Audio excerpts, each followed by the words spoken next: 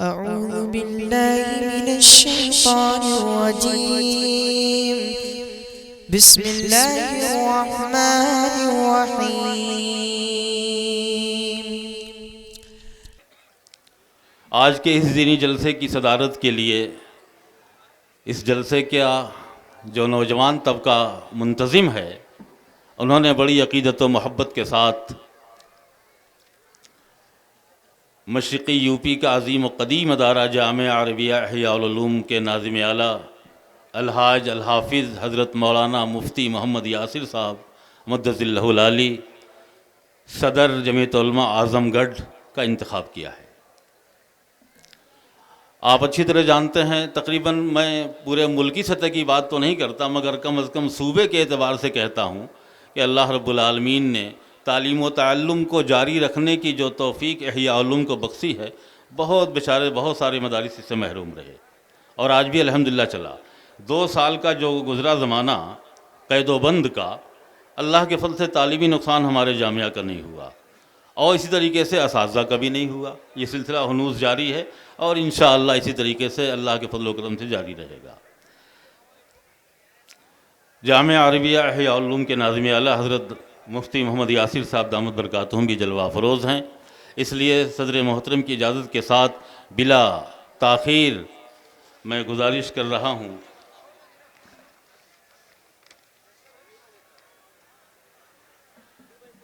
تلاوت کلام اللہ شریف کے لیے احسن القراء حضرت مولانا قاری مسعود احمد صاحب حلیمی مدث اللہ العالی، استاد مدرسہ نور الاسلام التفات گنج امبیڈکر نگر۔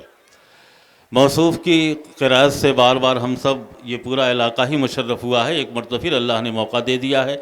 اور اب میں ایک مرتبہ پھر بڑے ادب و احترام کے ساتھ ان تمام قیام کی حالت میں جو لوگ ہیں، جلسہ گاہ سے باہر ہیں، ان سے گزارش کرتا ہوں، قرآن پاک کی تلاوت شروع ہونے والی ہے، آپ حضرات تشریف لائیں، ادب و احترام کے ساتھ بیٹھیں۔ اعوذ باللہ من الشیطان الرجیم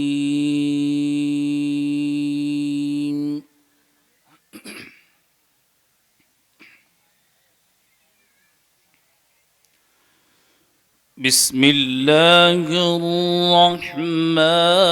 الرحیم۔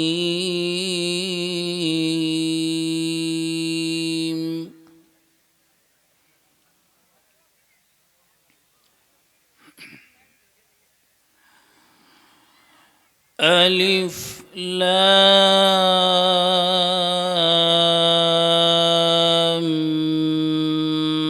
میم۔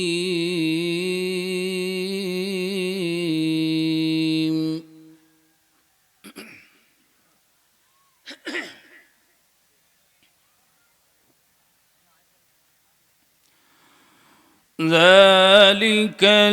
الكتاب لا ريب فيه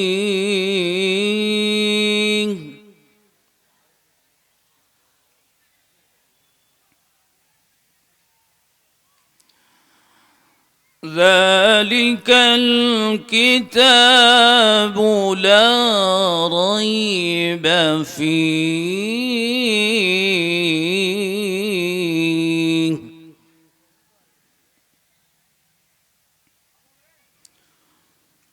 هدى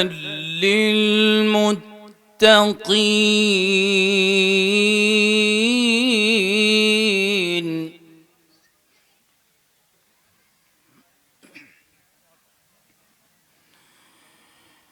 ذلك الكتاب لا ريب فيه هدى للمتقين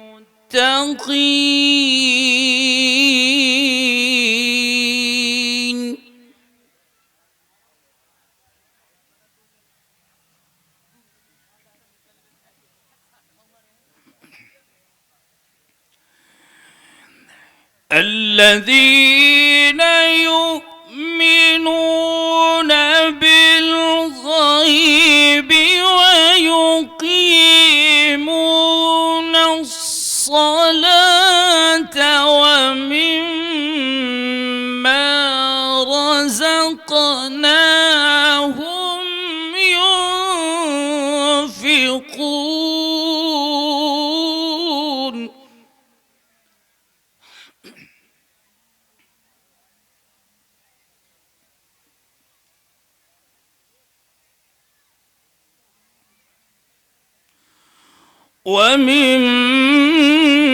ومما رزقناهم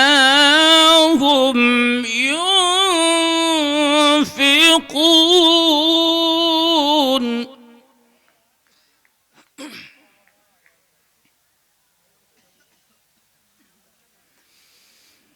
الذين يؤمنون بالغيب ويقيمون الصلاة ومما رزقناهم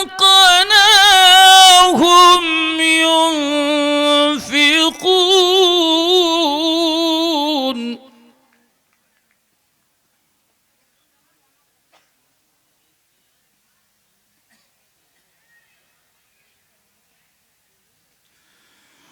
والذين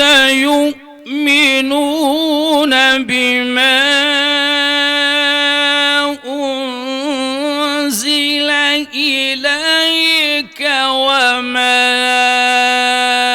أنزل من قبلك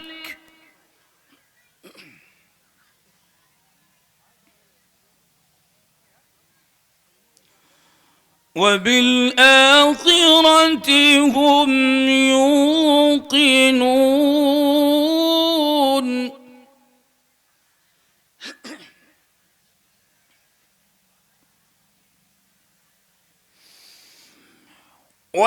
والذين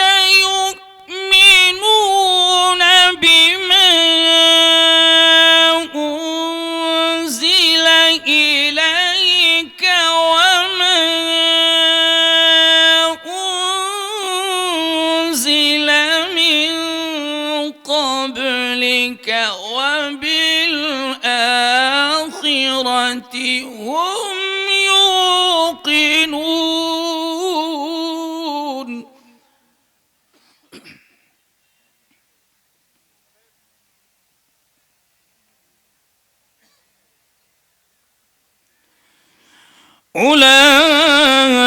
أولئك على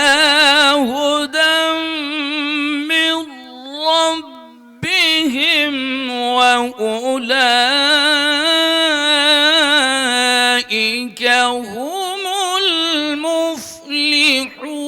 المفلحون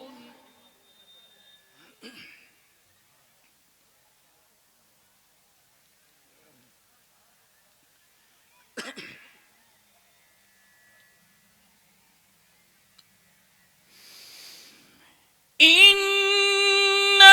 الذين كفروا سواء عليهم أأنذرتهم أم لم تنذرهم لا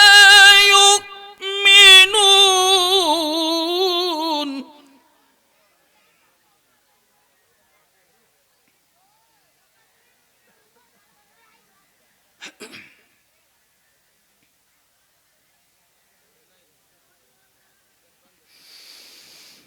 إن الذين كفروا سواء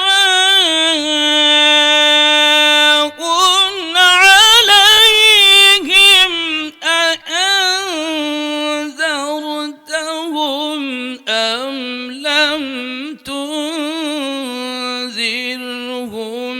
لا يؤمنون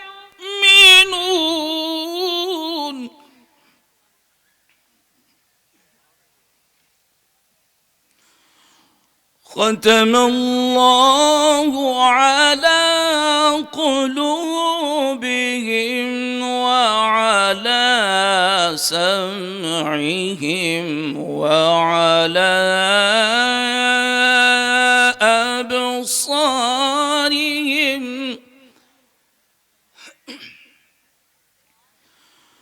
وعلى أبصارهم غشاوة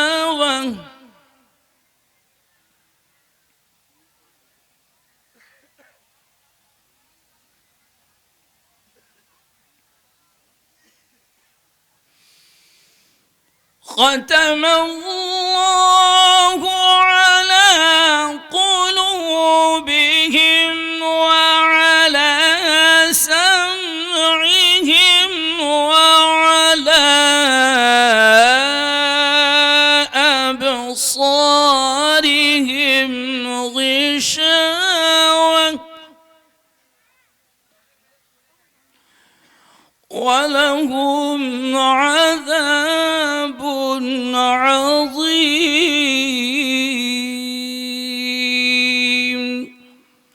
صدق الله العظيم.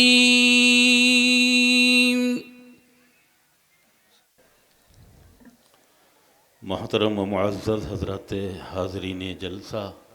सामईन किराम, अल्लाह रब्बुल आलमीन का मुक़द्दस कलाम मोहतरमुल मक़ाम हज़रत मौलाना क़ारी मसूद अहमद साहब दामत बरकातुहुम